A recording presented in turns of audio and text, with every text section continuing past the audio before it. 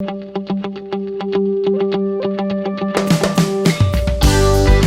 good news, everybody. Welcome back to another episode of Business in the Know. And this is an excellent episode for entrepreneurs, coaches, consultants, small business owners, anybody who does business with a partner. And Paul Benton has found us another excellent guest. Jana, please say hello. And Paul, please introduce our guest today and tell us what we're going to learn about navigating the hallways of partnership when it moves from love and enthusiasm to cash. Good morning, Mike. Good morning, Jana. Jana, welcome. Hello, everyone. So our guest today is Jana Nevrlka, who is a co-founding expert, an attorney. She has an MBA, a few degrees, in fact. She's based in Zurich. Jana has founded two companies. One was a moderate success and exited, and from which she exited well. And the other one did not succeed. And Jana fused that experience with her law background and her business background to become a co-founding expert. And today she consults startups and businesses throughout Europe on how to structure a partnership. So aside from the tax and the legal stuff, which is what a business formation attorney typically focuses on, if we take that boilerplate and set that aside, what Jana focuses on is the human element and how to slice and structure the pie. And Jana, welcome. This is a really important topic, and you're going to talk to us a little bit about how partners do this pre-money, people with just an idea, and then also established companies, how do they slice the pie and fashion a good partnership. So welcome. Thank you for being here today. Thank you very much, Paul, for the introduction and for the warm welcome, Mike. So I think what would be great is, because it's a giant topic, and we certainly would refer folks to your book, which is available in the Amazon store. But what are the three things that smart entrepreneurs do and don't, and the ones who learn from the mistakes? So what are the three do's and don'ts when you start up a partnership? That's a very good question, Paul, because I think I liked how in the introduction, how you pointed out to the legal and tax and what is dealt with, because in the way of working with founders, I actually developed a 7-step methodology, which I believe if you follow, you will actually avoid the most common pitfalls and risks. So if I were to pick the three most important ones out of that, I guess the first one would be know what you are looking for and why in terms of a business partner. And that goes a little bit deeper than just the skills and assets that you need to start your business. And I would go to the values, to the personality, to the attitude that you will be happy working with. And making sure that all of these things, that A, you have a clarity, personal clarity, and B, that you actually do not compromise on your requirements just because, for example, you don't want to do it alone, right? So if I could give you an example, a recent mediation that I had for a client in Amsterdam, very often people, because let me start differently, like when you choose to be an entrepreneur, as both of you and Mike are, you know that it's potentially one of the most rewarding, but also challenging career choices, right? It's really, really hard. And very often I feel people like, I don't want to do it alone. So I just got on board someone who later on shows that there is either an attitude or a values misalignment. So basically people got on a cheerleader instead of well thought through business partner. So that would be the reason number one, right? The second thing would be really get to know each other. And by that, I really mean get to know each other, right? And I often use the metaphor from a personal life. You don't get married on the first day, or maybe some people do, but I would definitely not recommend that as a good practice, right? So the same is for business partnership. Like, do you really know who that person is? Do you know how they react under stress? Do you know what is their default, behavior when things go wrong, right? What is their persistence? What is their mental resilience? And these things very often, like when you interview your employees, you are also legally not allowed to go very far to explore. But if you are considering someone for a business partner, really make sure that you know that. So to give you an example, I'm now last 10 years, I'm based in Switzerland. Most of the old-fashioned Swiss businesses were started by army mates. So there was obligatory military service in Switzerland, and people who know themselves from that military service would start a business.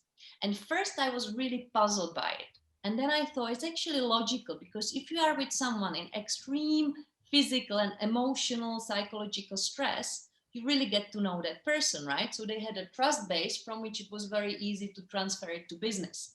So for the non-military pulse between us, how do you create that trust and how do you get that knowledge, right? And the third point would be fairness and future proofing on equity splits, which is something I believe we'll talk a little bit more later. Because the thing is, we are all, as humans, we want to be treated fairly. So how do you actually divide the ownership of the company and the rewards that the company is hopefully going to generate in a way that is perceived and feels as fair to the partners? That's very interesting. And your book, which I read and was excellent, and I can recommend, also spent some time on where to find partners. So if entrepreneurs come in two broad categories. One are on their second or third project or have capital behind them to invest, and then others don't, and they are bootstrapping. Yeah. And your book addresses, for the bootstrappers, your book addresses, short of army service, which we don't have here in the United States, where do you find a partner? Your partner is not necessarily your best friend. Right. So where do you go out and find them if you don't have any capital?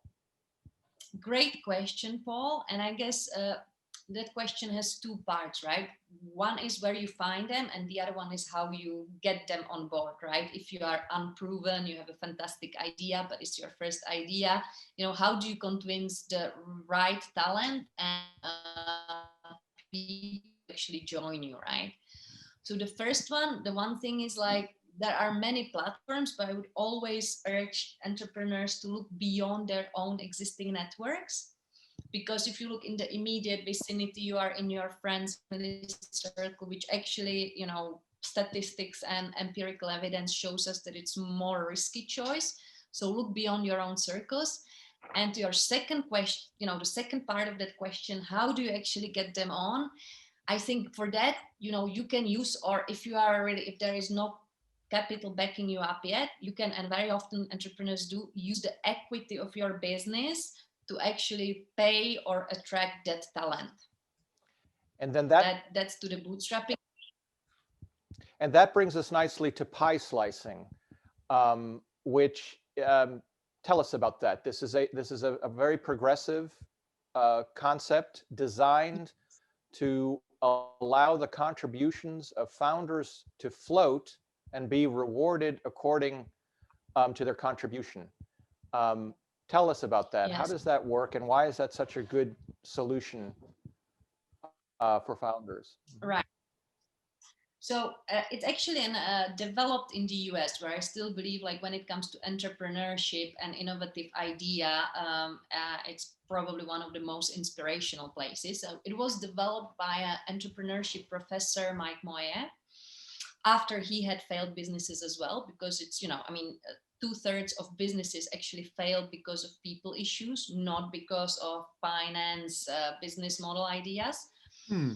And he tried to address with the method the fact that if we just got together, Paul, you, Mike, me, Jana now, we just met and we have a fantastic idea and we want to start a business. Our biggest challenge is what? It's the uncertainty of the future. As we are right at the beginning, we actually don't know, we have an idea what our business model might be or who is our target customer group. But we don't actually know for sure. And as we develop the business, we might realize that we need to pivot, and our target customer, we are not going to be B2B, but we are going to be B2C, or, you name it. And with that might also change what is our respective contribution to the business. Because Mike will want to take a sabbatical of 6 months, once the COVID travel ban is out and he wants to lie on the beach. So he will be only available for 6 months. Example, right? Jana will have family reasons why she's available only 30%. Examples, life as it goes on will happen. And our idea of, whether it is a full-time contribution or part, our ideas might, or the reality might change. Now, if we at the beginning split our equity stake 1/3, and then I'll take the example, I will not be available as much as I thought. 3 years later, you guys might think, hang on a second, right? Jana is still getting 1/3, but it's actually the two of us who are pulling the card. Is that correct? Now, I don't think you will particularly like that feeling, right? And if you don't, there are two things that will happen. Either you check out and you start doing other projects, or you either leave silently or you leave loudly, right? But either way, you will not be as motivated to invest in our business if our equity contribution was not the same. Slicing pie, what it does, it actually measures regularly the contribution for the initial uncertain part, and it rewards according to the contribution. So however the future changes, the method will actually react to it and be just proportionate to our contributions. So how do you measure over time in a free-floating way how many hours Mike has put in, how many hours I have put in? Mike is a lot smarter than I am, so how do we reward the brilliance of his contributions versus my more moderate ones, let's say? How does one calculate that in an objective way? I mean, there is a quest for objectivity here, which is extremely attractive, right. But you're trying to make objective very subjective. Right. So how does that work? Well said, Paul. Excellent question, right? So we will divide the contribution into categories, cash and non-cash. In the beginning, cash is the king, very clearly measurable. Also, if, for example, we do the business from Paul, your garage, we can calculate what would be a market rate for getting us this off. That's a very clear one. The time one is a fantastic question because that's where the three of us will have a conversation.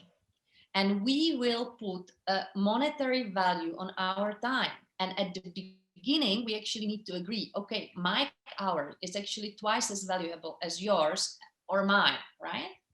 And that is based on the particular expertise that our business needs. It is based on his, networks, it's based on the education, and we need to agree that. And you wouldn't believe, Paul, how fantastic conversation that is. Because if we actually are not in agreement, right? If I don't believe Mike's time is twice as valuable and you do, maybe we shouldn't start a business together.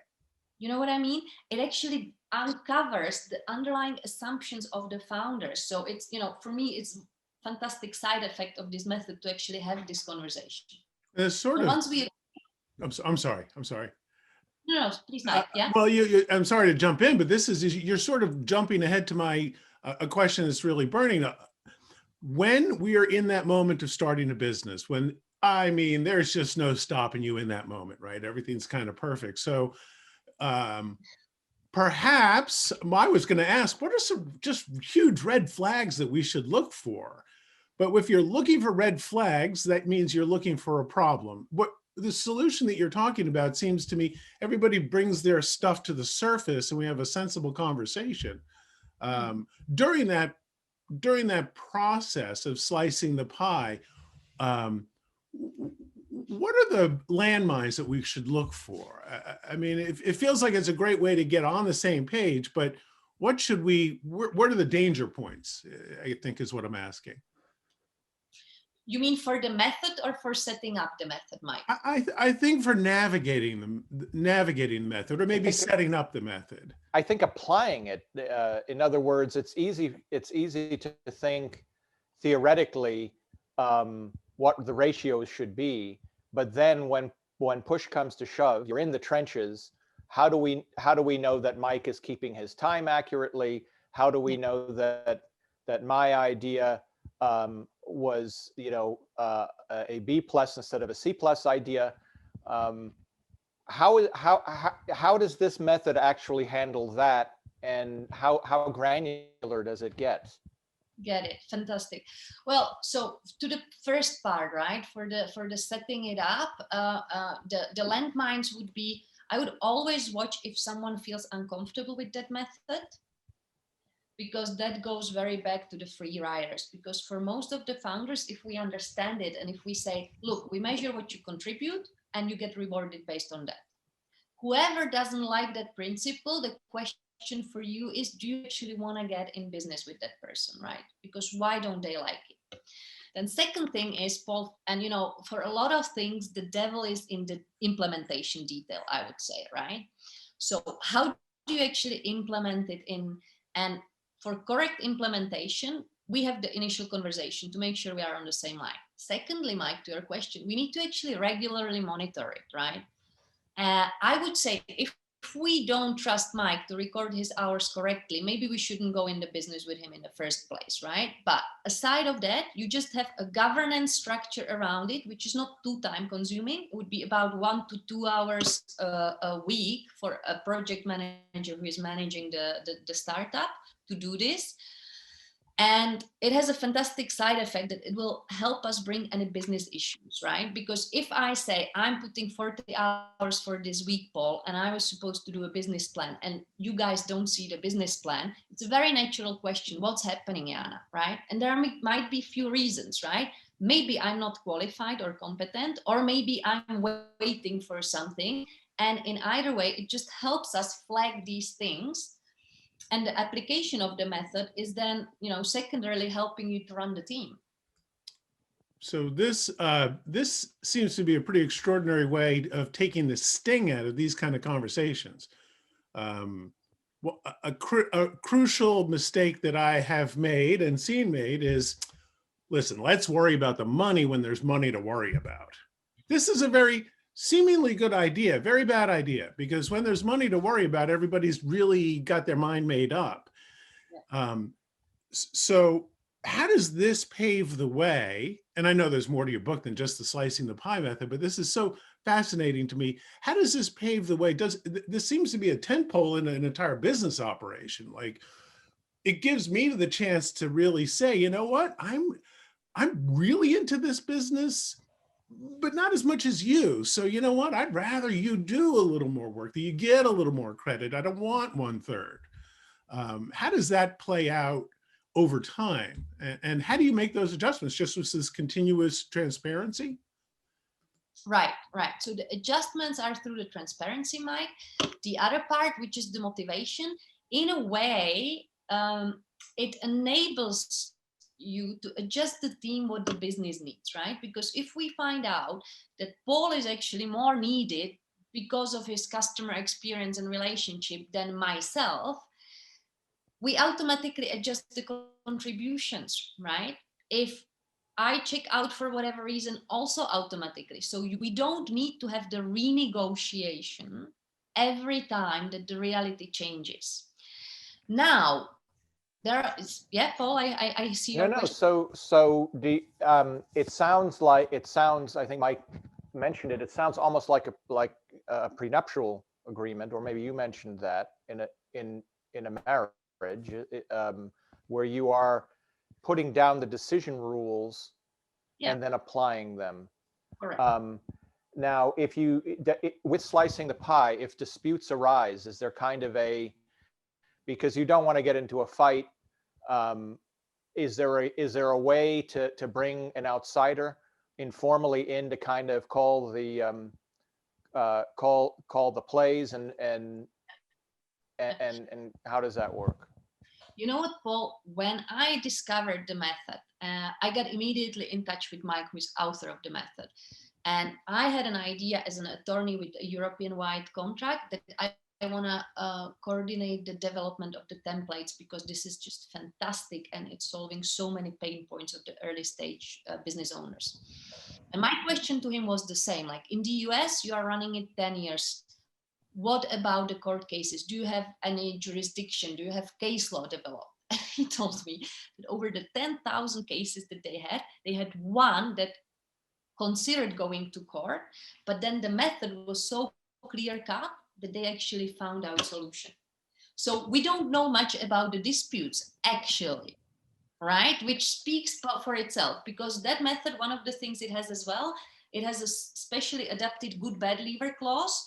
So if I'm going to leave the business and I'm a bad leaver, so typical example is I did not perform, I didn't deliver, right? I lose my stake, except of the cash. It is a little bit more complicated than that, but not much more. If I'm a good leaver, meaning you guys decided to relocate the business to the Caribbean, and for family reasons, I can't go with you and I can't work remotely, I'm a good leaver, in which case you need to buy me out for whatever I contributed until that point. So this also recalls, I think, this method seems to be very good on the bookshelf next to Bill Urey's Getting to Yes and his method of constructive negotiation. And this method, though, seems to bring that more into practicality rather than theory. But let me ask you, so if slicing the pie was really meant for pre-money founders, how do we apply this, or in general, how do we apply this to established firms where you might have founders that have been present for a long time who are then bringing in and wanting to scale and grow the company? You've studied not only startups, but you've also studied established large accounting firms, large professional firms, and I think you even recommended the book by David Meister, Managing the Professional Firm. And there's not much in Meister that solves this problem. In Meister's book, Managing the Professional Firm, the lawyers or the principals basically get together behind closed doors that nobody really understands and decides who gets the slices. That seems to be a little too discretionary. How can you bring this optimally to an established, let's say, law firm or accounting firm, where junior partners can feel like they see a path to a more full partnership without being in the marionette of the senior partner? Right.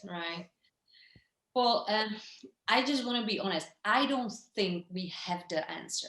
I think we have some hypotheses that would be very interesting to test. And I not only studied, I worked for the 2 out of the big 4, right? For Deloitte and Ernst & Young. The second one being a little bit dirty name lately, but nevertheless, right? I think these companies are in a deep crisis of business model and management. And there are in Switzerland quite a few of clients that would like to apply slicing pie indefinitely, together, for example, with more modern management styles like holacracy and stuff like that, because that is very complementary, if you will.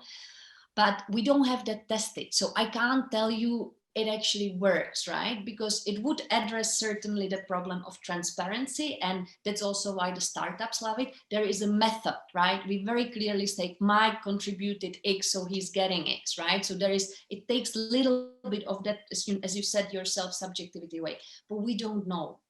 We don't know long-term on a more mature companies. It might work, but for example, one of the potential negative side effects that, I've been recently in an academic discussion with a spin-off university in Zurich. I mean, I think the alternative would be the MIT spin-offs on your side. And what he said that he doesn't like for the long-term application of this is that it's a competitiveness, right? It would always be you, me, where do you create the team in there? So I think we could definitely use some parts of it, because aligning the KPIs of the individuals with the KPI of the business is absolutely crucial for achieving, the long-term sustainability. But I think we would need to test. We would need to see more years of this applied. Very honestly, I think it's fantastic alternative, but I think we would need to actually really test it first. This is a strategy that probably seems completely insane to some, but for somebody like me who cut their teeth selling advertising, this is the way we judge the world from the get-go. Yeah, The KPI as a salesperson is put your contract as a sales manager. Put your contracts on the desk. Your key performance index is you don't have any. Well, that's not good. Or you have a lot. Guess who gets to be the star of the show? We want to encourage everyone to come visit you at cofounding.info, where they can learn more about your practice and your ideas. We thank you for coming on our show today. Mike? This is terrific. I really appreciate it, because this idea of, we're coming into a time where it's all about possibility. And so the possibility of creating businesses, especially for those of us who have, look, if you're an entrepreneur with no failures, you haven't tried hard enough. I mean, it's the same thing with the salesperson. The salesperson comes to me and says, I have a closing ratio of 75%. My answer is, you're not making enough sales calls. But suddenly this feels good. And at first, slicing of the pie, I saw a slicing of the pie. And now at the end of our conversation, I see, wow, if we all owned our slice of the pie gets bigger. Totally. I love it. So thank you. I am going to go to Amazon and purchase your book, which looks just like that. Hold that up to the screen a little bit so we can get a good eyeball on it. I love it. Perfect. What a great guest. What a treat. And what a terrific way to start my day. I really appreciate your time. And Paul, I have to say, another great guest. I don't know what you do. You're obviously scouring the world for guests for us to talk to instead of working, but I appreciate all of that. Thanks to you both. Really, really good job. Happy day to you both. And happy day to you folks for watching another episode of Business in the Know. I hope that this has brought you as much interesting kind of brainstorming ideas as it has me. And together, let's sally forth out there, meet some new customers, make some new sales, have some fun, and perhaps make some money and discover a new business partner.